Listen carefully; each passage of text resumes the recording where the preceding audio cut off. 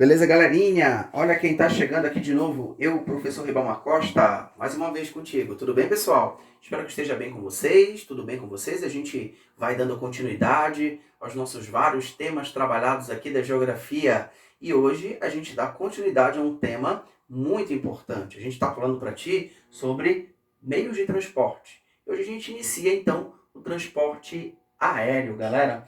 Lembra de uma coisa, a gente sabe que o transporte aéreo ele foi criado lá no início do século XX, o grande marco disso tudo é ele, né? Santos Dumont, em 1906, é um transporte que veio se popularizar mais recentemente, mas no início do século XX ele surge, ele foi muito utilizado, né, nos dois grandes conflitos, tanto na Primeira quanto na Segunda Guerra Mundial, e depois da Segunda Guerra ele começou então a ser mais difundido. A gente observa que há uma expansão das rotas comerciais no mundo de transporte aéreo, tanto de transporte de passageiros, voos comerciais internacionais, quanto também domésticos. Há, de certa forma, uma difusão mais recente. A partir da década de 90, isso vai ser difundido nos países subdesenvolvidos, sobretudo. A gente percebe que os custos eles vêm sendo reduzidos do transporte aéreo, mas já foi muito dispendioso,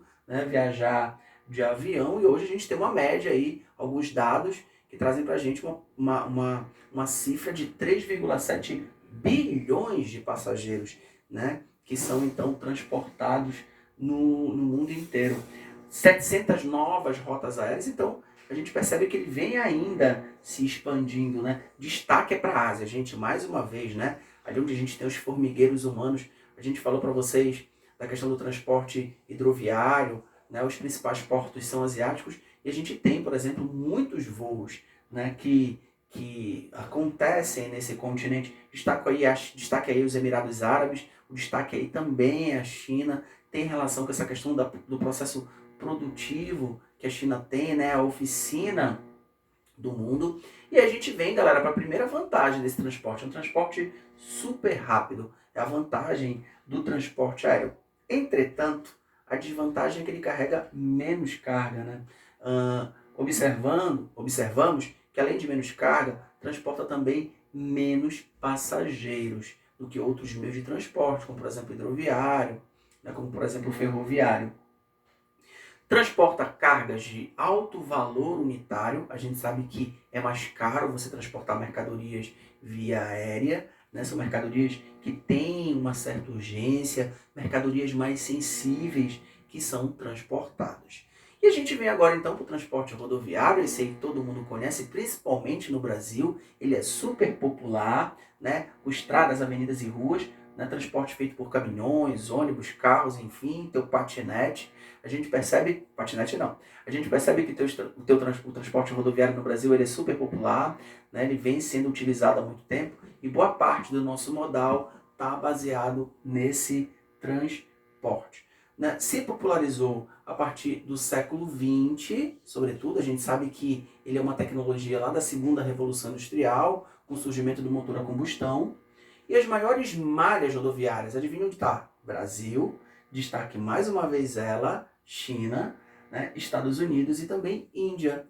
Temos aí as maiores malhas rodoviárias. Ele é ideal, gente, o transporte rodoviário, para pequenas distâncias. Então seria uma vantagem. Outra vantagem é que ele tem muita mobilidade, né? Você tem uma mobilidade maior, por exemplo, com o transporte rodoviário, do que com o transporte ferroviário, né? Então a gente observa que essa é a vantagem desse transporte, a mobilidade. Então, para curtas e médias distâncias, ele é perfeito. Ele tem uma rentabilidade muito boa. Mas tem aquela questão também, né, gente? A desvantagem, que seria carregar muito pouco mercadoria. Então, é uma desvantagem, né? A gente viu em aulas anteriores que ele carrega apenas 26 toneladas, enquanto que, por exemplo, uma barcaça, o transporte hidroviário, carrega 150 toneladas. Então, a gente observa que o transporte rodoviário tem essa desvantagem, que é a baixa quantidade de carga. Outra coisa, emite uma quantidade de gases de efeito estufa muito maior do que, por exemplo, o transporte hidroviário. Isso também se configura como uma desvantagem, sem falar na baixa segurança, principalmente em países, né, pobres e em desenvolvimento, onde tu tem uma malha rodoviária ainda muito precária, que traz então muita insegurança para quem se locomove com esse meio de transporte. Temos também, gente, o transporte ferroviário, né, que tem uma capacidade de carga incrível, carrega aí um vagão é capaz de carregar 100 toneladas, né? É uma vantagem já de antemão que eu te mostro do transporte ferroviário, muito utilizado, galera, onde? Lá na Europa, na China, olha a China aí de novo, falou de meio de transporte, a China está liderando. Por quê? A gente tem que fazer relação, galera, com a mercadoria, né? A China, os chineses são grandes produtores de mercadorias, então eles precisam muito desses meios de transporte. Índia e Estados Unidos também entram no rol desses países que se destacam por usar o transporte ferroviário. Beleza, no Brasil ele estagna, né, lá no início do século XX devido à popularização do automóvel. A gente deu pouca importância no Brasil para as ferrovias. Elas foram importantes em um dado momento, em um dado contexto histórico, final do século XIX, início do século XX, mas com a popularização do automóvel ela acabou então estagnando, infelizmente, porque é muito importante. Seria, podemos dizer assim, uma vantagem a mais a gente está utilizando esse transporte ferroviário. Pois bem, ideal para as grandes extensões, de grandes distâncias, é uma vantagem do transporte ferroviário, porque carrega mais matéria-prima e maior peso. E outra coisa, gente, a manutenção ela é relativamente baixa, o que acaba sendo uma vantagem. É mais seguro, por exemplo, em relação ao rodoviário, por quê? Porque ele já tem um traçado pré-definido, né, gente?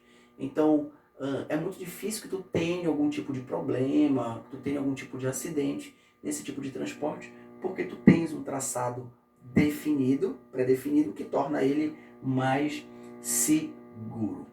Desvantagens. Primeira, desvantagem é que ele é caro, no sentido não do transporte em si, mas na infraestrutura. Né? Para você, por exemplo, construir trilhos, ferrovias, tem um custo elevado, tá? Apesar de ele carregar muita mercadoria. Essa seria a vantagem.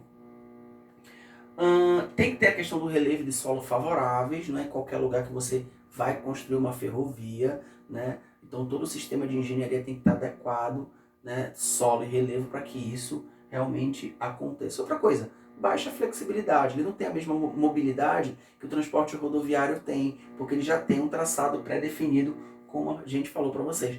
No Brasil a gente vem tendo agora, mais recentemente, uma retomada da construção de ferrovias, como por exemplo a Ferrovia Norte-Sul, né? Já tínhamos lá, por exemplo, desde a década de 80 ali a Ferrovia Ferro-Carajás, que iniciou seu processo, né, de construção e é muito importante no transporte de minérios no Brasil. Beleza, queridos? Muito obrigado pela presença de vocês aí do outro lado. Grande beijo e até a nossa próxima aula. Tchau, tchau, gente!